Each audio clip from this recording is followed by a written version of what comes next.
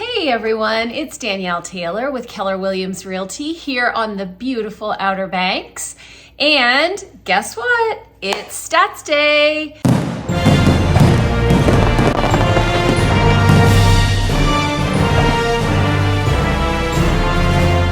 So here we are. It is that time again. I'm probably a week late, but we're gonna roll with it as it is.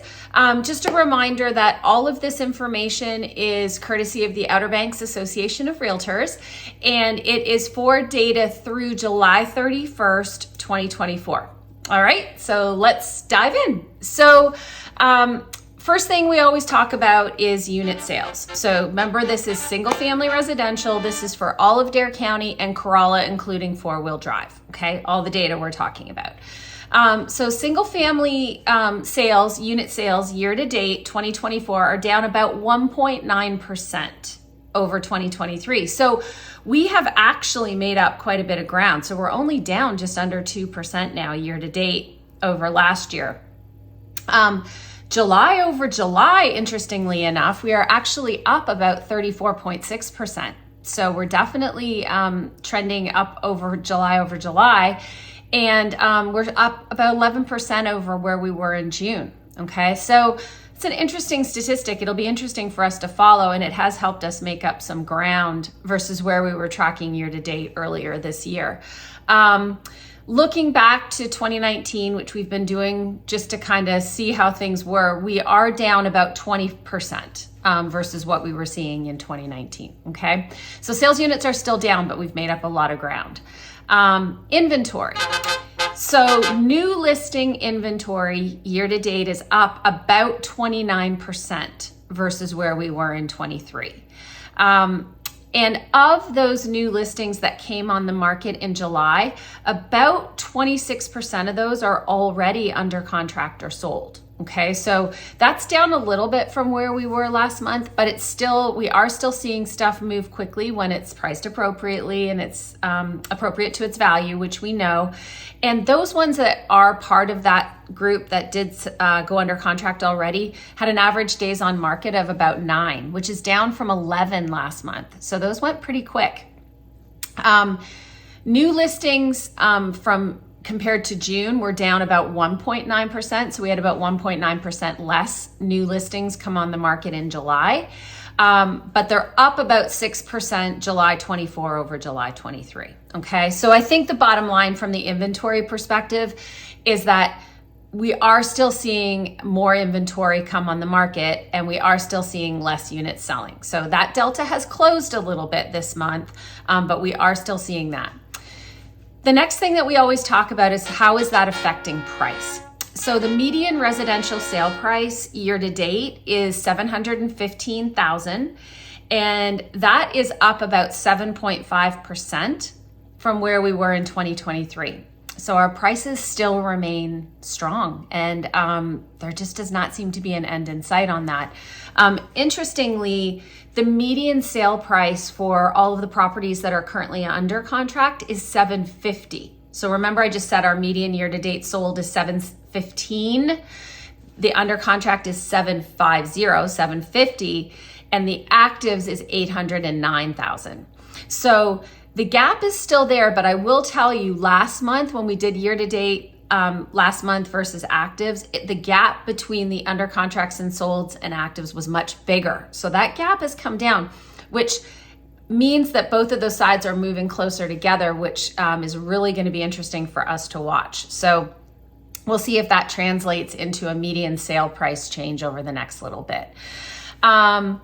The median sold to list, so looking at the percentage once we're selling, how close to our asking price are we selling for, that's still sitting at about 98%, and about 30% of our deals are still going through as cash offers. Okay, so that's what's happening with pricing.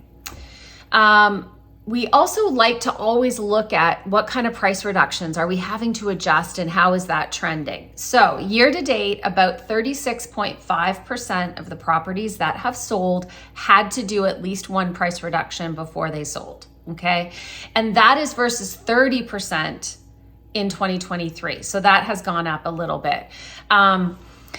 when someone does a price reduction, on average, we tend to see it's about 7%. Okay, so that's just a good thing to sort of keep in mind.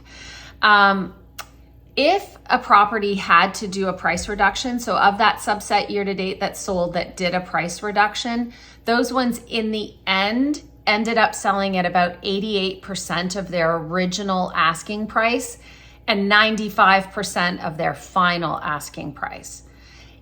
If they didn't have to do a price reduction and hit it right out of the gate, they are selling at about 98% of their asking price. Okay, so you got to watch that delta. If you have to do a price reduction, there's a chance that you're going to end up with less overall in the end. In the active category, 48% of our current inventory has already done at least one price reduction and has not sold yet. And that's up from about 44% at the end of June. Okay. Let's talk about activity in the market. So multiple offers. So overall, about 17% of the sold properties year to date found themselves in a disclosed multiple offer situation, versus 25% in 2023. So that's definitely a smaller percentage, but it's still happening. And even we talk about those that had to do a price reduction, 12% of those that had to do a price reduction in the end still ended up getting into multiple offers. So when I'm coaching my seller clients and I'm saying when we hit the right price, the market will respond, that's kind of that evidence, right? 12% still ended up in multiples as soon as the market said, yeah, we're at the right price. So closing concessions. So what are we seeing happening when it comes to the negotiations at the closing table? So 90, oh my goodness, that'd be crazy. 48% of the properties that have sold year to date had some sort of concession at closing. So that's about half. And I think that's exactly how we've been trending so far this year. The last thing we always look at is how long is it taking things to sell? And is that getting bigger or smaller? And so year to date, the average days on market for all the sold inventory is 53. That's been holding pretty strong over the last little bit. And it was 51 year to date in 2023. So very consistent. We're sitting at that number. Under contracts, interestingly, are trending a little bit better. So when these go to close, this could make that gap come down a little bit because under contracts, average days on market is 48 versus the 53 for solds. So that'll be interesting to watch.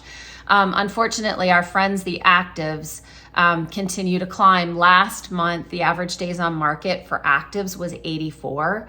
And this year to date, it's now up to 92. So that's definitely trending up. So going to be interesting to watch and see how that moves forward. So anyway, that's our stats for the month. No major earth-shattering things, no major changes. As always, please reach out if you have a specific question about a neighborhood, because these are top line numbers. This can vary drastically by neighborhood. And if you have questions about anything at all, please let us know. Also, don't forget to subscribe, and we will see you soon.